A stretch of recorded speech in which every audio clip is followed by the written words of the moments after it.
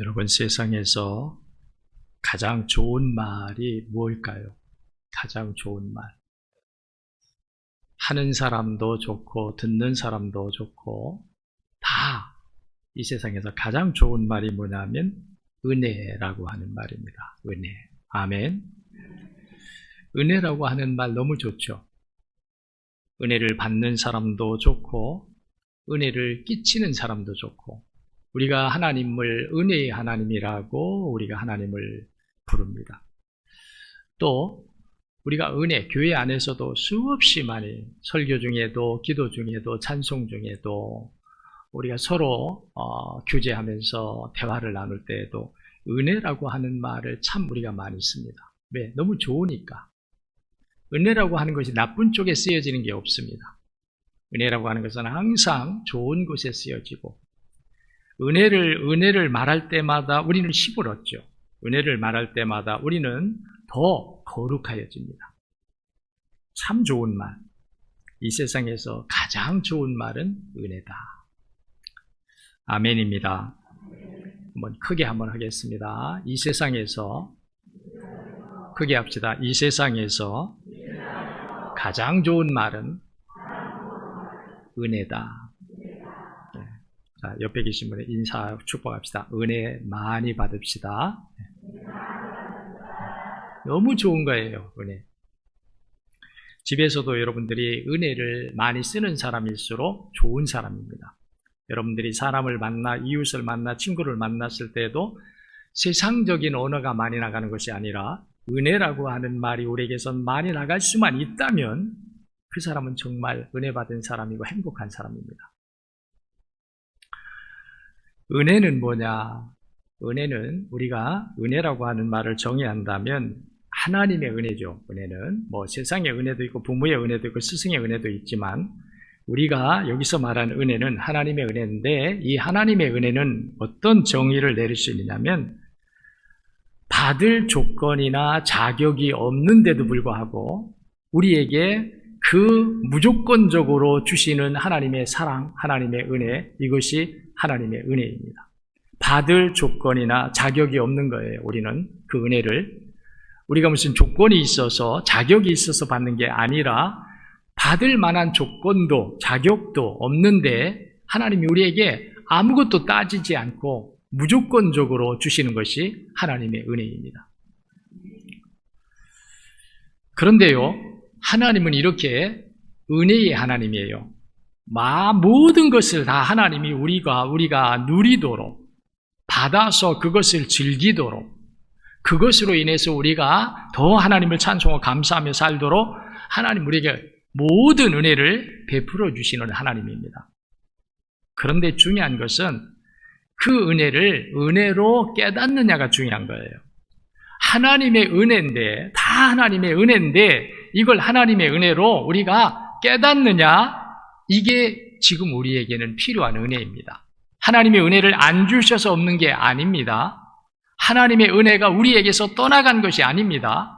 하나님의 은혜는 이전이나 지금이나 동일하게, 하나님은 아브라함의 하나님, 이삭의 하나님, 야곱의 하나님, 언약을 지키시고 언약을 이루시는 하나님, 그 언약의 하나님은 어제나 오늘이나 동일하게 같은 은혜를 계속해서 우리에게 주시고 있는데, 그 은혜를 하나님의 은혜로 깨닫는 것, 이것이 오늘 우리가 받아야 될 하나님의 은혜입니다. 깨달음이 없으면 하나님의 은혜를 은혜로 알지 못합니다. 하나님의 은혜로 알지 못하는 사람은 하나님 앞에서 불평하고 원망하겠죠. 왜? 하나님의 은혜 없다고 생각하니까. 하나님이 우리에게 은혜를 내려주지 않는다고 생각할 때니까요.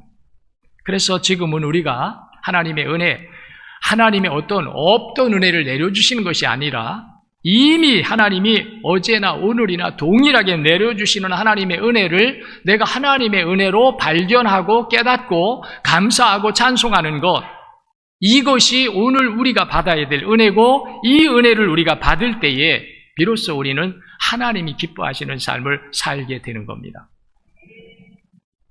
그래서 오늘 저녁에는 은혜를 깨달은 성도의 삶, 은혜를 깨닫는 사람은 이것으로 증명이 된다는 거예요. 이런 삶을 사는 사람은 하나님의 은혜를 깨달은 사람이라는 거예요. 하나님의 은혜를 어떤 사람이 깨달은 사람인지. 자, 첫 번째는 겸손한 삶을 살 줄 아는 사람이에요.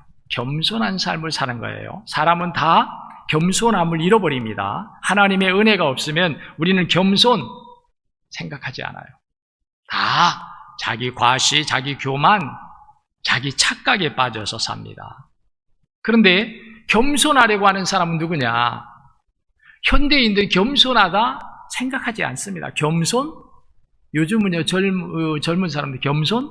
겸손이라는 말 자체를 아예 안 들어보고 무시하고 살기 때문에 겸손이라는 말을 정의를 내리지 못해요.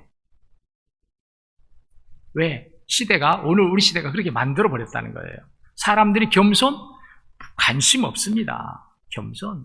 관심 없어요. 그거는 옛날 사람들이나 생각한 것이고, 오늘 현대를 살아가는 사람들은 겸손, 이것은 우리에게 아주 뭐라고 할까요? 장애.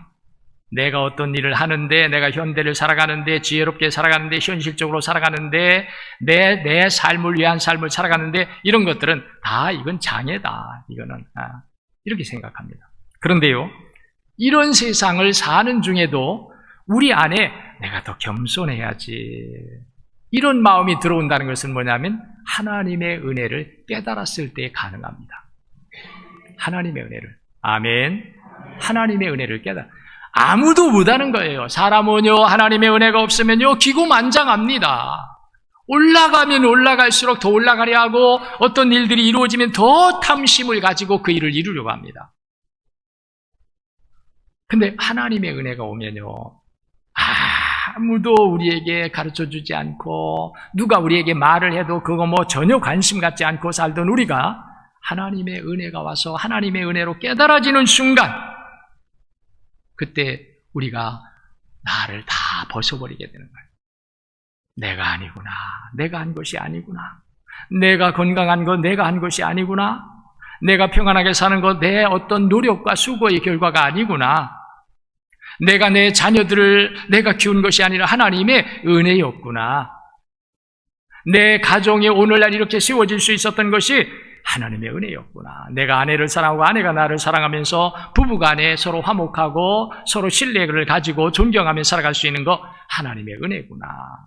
하나님의 은혜로 깨달아질 때에 우리는 지금의 육신의 나, 정욕의 나, 이기적인 나를 벗어버릴 수 있다는 거예요.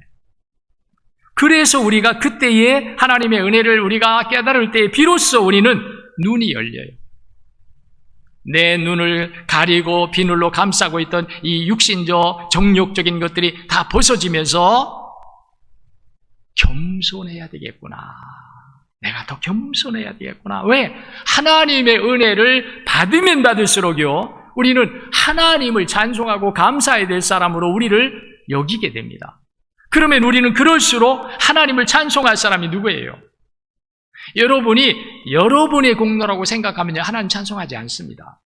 여러분의 수고라고 생각하고 내가 땀 흘리고 노력해서 우리 집을 장만했고 내 자녀들을 키웠고 오늘의 행복을 내가 누릴 수 있고 건강을 누릴 수 있다고 생각하는 사람은 하나님을 찬송할 마음이 일어나지 않습니다. 왜? 내가 했으니까.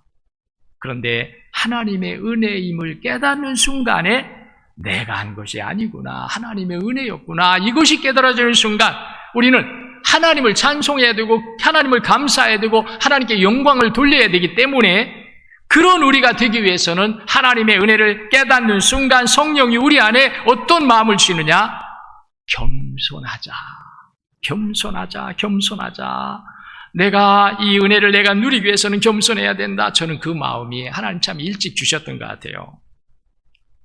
하나님이 늘 저는 그렇게 생각합니다. 하나님, 나 높여줄 수 있다. 하나님, 내게 은혜 줄 수 있다. 내 기도 들어줄 수 있다. 내게 좋은 일, 감사할 일 줄 수 있다. 물질적으로도 줄 수 있고 건강적으로 줄 수 있고 명예적으로 줄 수 있다. 그런데 내가 이것을 계속 누리려면 이것이 하나님의 은혜임을 알고 나는 낮아지고 주신 하나님, 은혜 주신 하나님, 이 하나님을 내가 더 높일수록 하나님은 이 은혜를 나로 하여금 더 장구하게, 더 풍성하게 누리도록 하나님께서 나를 만들어주시고 내 길을 인도하여 주신다. 이 마음이 우리 안에 오는 거예요. 그래서 우리가 교만할 수가 없어요. 난 이런 사람입니다라고 교만할 수 없어요. 왜? 하나님의 은혜이기 때문에. 하나님의 은혜가 한순간 우리에게 오고 많은 것이 아니라 이 은혜 위에 은혜 위에 은혜로서 계속해서 하나님의 은혜로 우리가 살아가고 누려가고 그 은혜 속에서 하나님과 내 관계가 건강한 관계로 거룩한 관계로 이어지는 삶이 되기 위해서는 우리에게 하나님을 찬송과 감사하기 위해 우리의 겸손함이 우리에게 필요하다는 거예요. 믿으시기를 바랍니다. 그래서요, 우리가 끝까지 하나님을 섬겨야 된다. 우리가 그렇게 말하잖아요. 끝까지 하나님을 배신하지 말고 한때에 냄비같이 한때 푹 끓었다가 금방 식어지는 냄비 같은 것이 아니라 계속해서 꾸준하게 하나님을 섬겨야 된다. 이 은혜가 우리에게 있기 위해서는요, 뭐가 필요하냐면 겸손이 우리에게 필요합니다. 왜? 하나님은 겸손한 자에게 계속 은혜를 주시기 때문에. 믿으시기를 바랍니다. 왜 한때는 어떤 사람들이 막 열심히 하다가 타락합니다. 열심히 하는 것 같고 누구보다 더 하나님의 은혜를 많이 받은 사람처럼 그렇게 살다가 어느 순간 보니까 믿음이 완전히 없어지고 세상 사람 완전히 세속화되어서 타락해서 세상에 빠져서 전혀 교회를 등지고 하나님을 등지고 하나님 두려운 줄 모르고 살아가는 이런 일들이 왜 일어나느냐면 겸손함을 잃어버렸을 때 하나님이 그 은혜를 거두어 가시기 때문에. 그래서요, 우리가 은혜 받는 것도 중요합니다. 우리 안에 하나님의 은혜가 실질적으로 우리 현실 속에 이루어지는 것도 중요합니다. 그것도 복입니다. 그것도 은혜입니다. 그러나 더 중요한 것은 내게 그런 은혜가 오지 않았어도 내가 그 은혜를 현실적으로 이 세상에 내가 누리고 있지 못할지라도 그것이 하나님의 은혜라고 하는 것, 이 모든 하나하나의 일들이 하나님의 은혜라는 것을 깨닫고 인정하고 그 은혜를 바라보며 믿음의 소망을 가지고 나아갈 수 있는 이 삶을 사는 사람은 현실적으로 그게 우리 안에 이루어지지 않았어도 하나님께서 반드시 그것을 우리에게 이루어 주실 것이고 우리로 하여금 하나님을 더 높이 찬양하며 감사하며 나갈 수 있도록 하나님의 은혜로 채워주실 줄 믿으시기를 바랍니다. 그래서 우리는 겸손해야 돼. 겸손함은 얼마나 하나님께서 좋아하시는지 모릅니다. 잠언 29장 23절에 보니까 사람이 교만하면 낮아지게 되겠고 마음이 겸손하면 영예를 얻으리라고 했습니다. 베드로 사도는 베드로전서에서 5장 5절 6절에서 젊은 자들아 이와 같이 장로들에게 순종하고 다 서로 겸손으로 허리를 동이라. 하나님은 교만한 자를 대적하시되 겸손한 자들에게는 은혜를 주시느니라. 그러므로 하나님의 능하신 손 아래에서 겸손하라. 때가 되면 너희를 높이시리라. 여러분, 겸손한 자는 하나님의 은혜를 얻습니다. 여러분이 하나님의 은혜가 아니면 이 자리에 나올 수 없습니다. 하나님의 은혜가 아니면 하나님을 우리가 감사 찬송할 수 없습니다. 불평하고 원망하죠. 하나님의 은혜가 아니면 말씀을 들어도 우리 안에 들어오지 않습니다. 하나님의 은혜일 때에 말씀이 내게 들어오고 그 말씀이 나를 변화시키게 됩니다. 하나님의 은혜를 받아야 할 줄로 믿습니다. 그러려면 여러분들이 겸손해야 된다. 하나님은 겸손한 자에게는 은혜를 다 주신다는 거예요. 중국 제나래 때에 안자라고 하는 정승이 있었습니다. 이 정승에게 마부가 한 사람 주어졌어요. 나라에서 정승이니까 지금 말하자면 이제 운전수가 주어지는 거죠. 차량을 운전하는 기사가 주어지는 거죠. 정승이니까 마부가 주어졌습니다. 이 마부는 매일 정승을 말에 태우고 자기가 말굽비를 잡고 이제 정승이 가야 할 목적지를 늘 말을 끌고 다니는 거예요. 근데 하루는 이 마부의 아내가 남편인 마부가 말을 끌고 가는 모습을 봤어요. 그런데 정승인 안자라고 하는 정승은 말 위에 타고 있는데도 몸을 앞으로 굽히고 겸손한 자세로 말을 타고 가고 있는데 마부인 자기 남편을 보니까 정승보다도 자기가 더 가슴을 펴고 허리를 펴고 막 의시되면서 이렇게 가는 거예요. 그래서 아내가 하루 일을 다 마치고 들어온 남편, 마부인 남편에게 이렇게 말을 했습니다. 여보, 당신이 말을 끌고 갈 때 보니까 말에 타고 있는 주인인 정승은 오히려 허리를 굽히고 앞으로 겸손한 자세를 가지고 있는데 당신은 그분을 태운 말을 끌고 가는 마부 주제에 당신은 왜 이렇게 교만한 걸음을 걷느냐고. 겸손하게 끌어야지. 이 말을 해줬어요. 그 말을 듣고 이 마부가 생각을 해본 거예요. 그냥 마부가 아니에요. 노동하는 마부가 아닙니다. 정승을 태운 말을 끄는 마부예요. 많은 마부가 있습니다. 말을 잘 끄는 사람 많아요. 근데 자기가 이 정승의 말을 내가 끄는 마부가 되었다. 아내의 말을 듣고 그 생각을 하면서 내가 은혜 받은 자인데 내가 겸손해야 되겠구나. 많은 다른 사람들이 얼마나 이 자리를 원하는가. 이 정승의 말을 끌려고 얼마나 많은 사람들이 눈독을 들이고 있는가. 근데 내가 이 자리에 부름받았는데 내가 교만하면 안 되겠다. 내가 겸손해야 되겠다. 그래서 그 다음부터 겸손하게 말을 끄는 거예요. 어느 날 이 주인인 정승이 말을 다 가다 보니까 이전에는 아주 의시되면서 교만한 자세로 말을 끌던 마부가 이상하게 뭐가 변화된 것 달라졌어요. 그래서 물었답니다.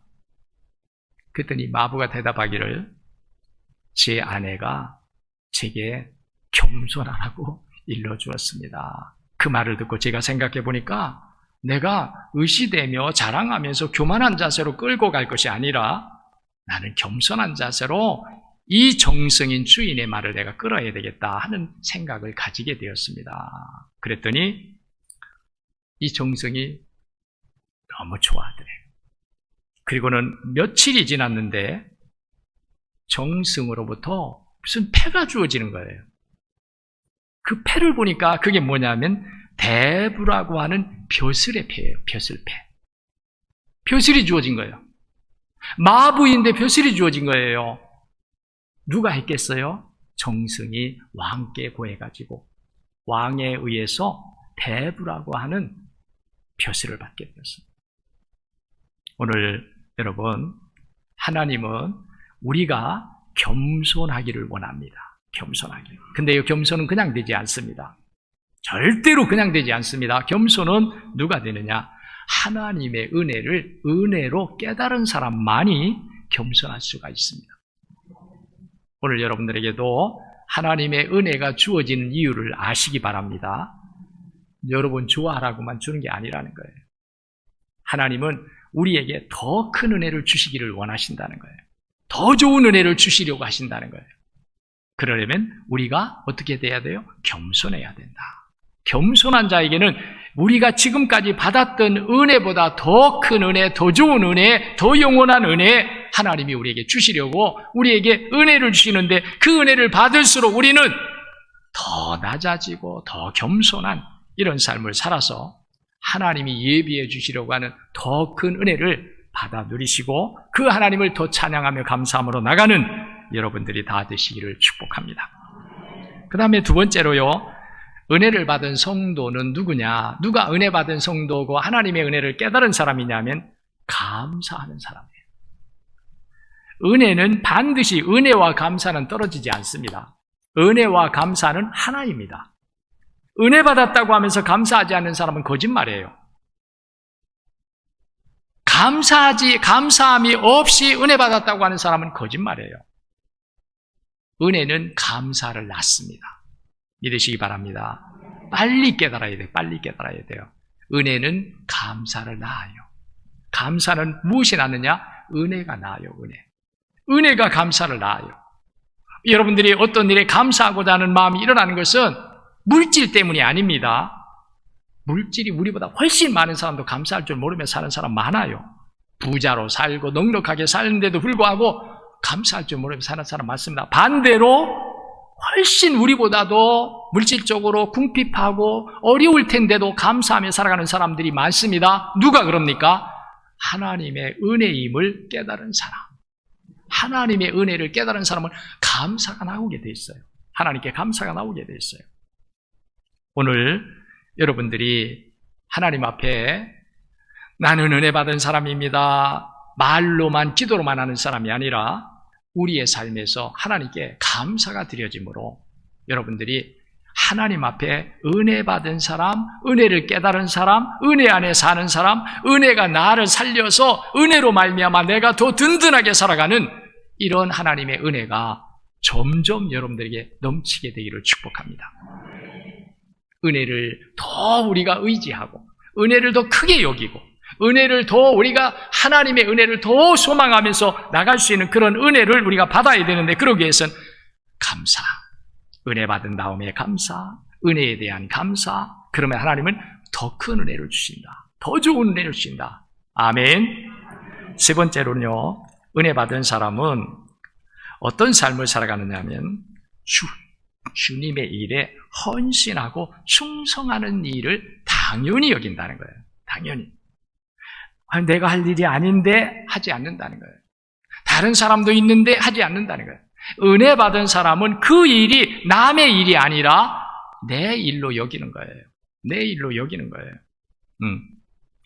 영국의 케임브리지 대학의 스터드라고 하는 크리켓, 이 영국은 크리켓이 아주 운동이 유명합니다. 우리나라에는 별로 그렇게 많지 않죠. 이 크리켓은 영국에 굉장히 인기 있는 그런 그 스포츠인데, 이 크리켓 선수로서 앞날이 보장됐어요. 공부도 잘하고 운동선수, 크리켓 선수로서 아주 뛰어난 실력을 가지고 있어서 학교를 졸업하기만 하면은 각 실업팀에서 스카우트 하려고 아주 눈독을 들이고 있는 사람이에요. 그런데 어느 여름방학에 캠퍼스 집회가 열렸고 그 캠퍼스 집회에 참석했다가 은혜를 받았어요. 그리고 자기를 헌신하기로 했어요. 은혜를 받으니까 헌신하기로 했는데 어떤 헌신을 내가 그때 영국이 굉장히 힘이 있을 때예요. 그래서 각 세계에 선교사들을 많이 보낼 때입니다. 중국에도 많은 중국에도 영국 선교사들이 왔었는데 이때에 이 스터드라고 하는 학생이 은혜를 받고 내가 중국의 선교사로 헌신하겠습니다. 결심을 했어요. 자, 그리고서 이제 그것을 크리켓 선수로서의 일을 이제 내려놨어요. 그랬더니 막 학교에서 학교 총장, 그 다음에 학과 과장, 그리고 그 크리켓 선수의 코치, 감독, 친구 선수들이 다 몰려와가지고 너 지금 제정신이냐? 너는 앞날이 보장된 사람이다. 너를 눈독 들이고 있는 이 크리켓 실업팀들이 얼마나 많으냐? 너는 그냥 정말로 땅 짚고 헤엄치기식으로 너는 이제 졸업만 하면은 네 앞날이 보장된 건데 네가 왜 이런 일을 하느냐고 많은 사람들이 와서 그 일을 포기하고 그렇게 선수로서 나가라고 막 했어요. 그런데도 그 소리를 들으면서도 그 마음을 굽히지 않았어요. 나는 헌신하기로 했다. 난 중국 선교사 헌신하기로. 그래서 중국 선교사로 갑니다. 7년 동안 중국에서 일을 하다가 보니까 병에 걸렸어요. 대부분의 선교사들이 조심해야 될 것이 그 어느 나라에 가면은 그 어느 나라의 문화도 중요하고 언어도 중요하지만 또 중요한 것 중 뭐냐면 그 지역에 어떤 풍토병들이 있는지를 알아야 돼요. 근데 그걸 모른 채 그냥 가서 무조건 열심히 하다 보니까 몸에 병이 들어왔어요. 그래서 도저히 거기 있을 수가 없어서 영국으로 돌아옵니다. 7년 만에. 돌아왔을 때 사람들이 다 그를 좋아했어요. 야, 이제 스터드가 돌아왔다. 스터드가 돌아왔다. 왜 좋아했겠어요? 옛날 생각하고. 그런데 이 스터드가 또 사람들이 와서 건면합니다. 근데 그때에 뭐라고 하냐면 내가 여기에 온 것은 내가 크리켓 선수로 하기 위해서 온 것이 아니라 나는 여기서 몸을 다시 회복해서 이번에는 아프리카 선교를 가려고 한다. 그러니까 사람들이 와서 처음에는 권면하고 좋아하다가 권면했는데 권면을 안 들으니까 뭐라고 하면 욕을 하면서 돌아가는 거예요. 욕을 하면서 저주하면서 돌아가는 거예요. 그때에 이 스터드가 이런 말을 남겼습니다. 하나님의 아들 예수 그리스도가 이 땅에 오셔서 날 구원하시기 위해서 십자가에 죽으신 것이 참으로 사실이라면, 그것이 참으로 사실이라면 내가 그를 위해 바치는 희생은 그 어떤 것도 지나친 희생일 수가 없다. 맞아요. 주님이 나를 위해서 십자가에서 고난을 당하심으로 내가 살았다고 하는 것이 정말로 우리에게 믿어지고 그것이 우리에게 이루어진 사람이라면 주님을 위해서 우리가 어떤 것을 포기한다고? 주님을 위해서 어떤 희생의 길을 간다고? 헌신의 길을 간다고? 그것이 아깝거나 내가 잘못된 길을 가거나 하는 것이 아니라는 거야. 마땅히 가야 할 길이라는 거예요. 마땅히. 주님이 나를 위해서 하늘의 권세를 버리고 하나님의 영광을 다 버리시고 육신의 몸을 입고 죄인이 되어서 우리 대신 십자가 고난의 길을 가심으로 우리를 살렸다고 하는 것이 우리에게 사실이라면 그 은혜를 받은 우리가 주님을 위해서 희생하는 것은 아무것도 아니다.